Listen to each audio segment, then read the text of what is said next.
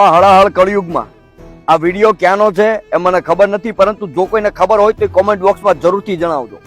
એક અશ્વ જે વછરાજ દાદાના મંદિરે સાંજની આરતીમાં જાય છે. માણસો પાસે તો અત્યારે એક પણ સંધ્યા આરતી કે પછી સવારની આરતીમાં જવાનો સમય નથી, ભગવાન પાસે જવાનો સમય નથી, પરંતુ એક અશ્વ કેટલું સમજે છે, માણસ કરતા વધારે તો આ સમજે છે કે આરતીમાં જવું જ જોઈએ. જો તો ખરા સાહેબ અશ્વ કેવા દર્શન કરે છે, અને જ્યારે આરતી પૂરી થાય છે એટલે પાછા પગે નીચે ઉતરી જાય છે. અશ્વ પણ જાણે છે કે જેને ધર્મની માટે થઈને માથા આપી દીધા છે સાહેબ, ગાવ ગૌત્રીયું માથે થઈને એને માથું આપી દીધું છે, એની આદરભાવ કઈ રીતે કરવો ને સાહેબ, ઈ પણ એક અશ્વને ખબર છે. આ વિડીયોને પોતાના 5 થી 10 સનાતનીઓ સુધી પહોંચાડો, જેનાથી લોકોમાં જાગૃતતા ફેલાય અને સનાતનીઓ હવે જાગો.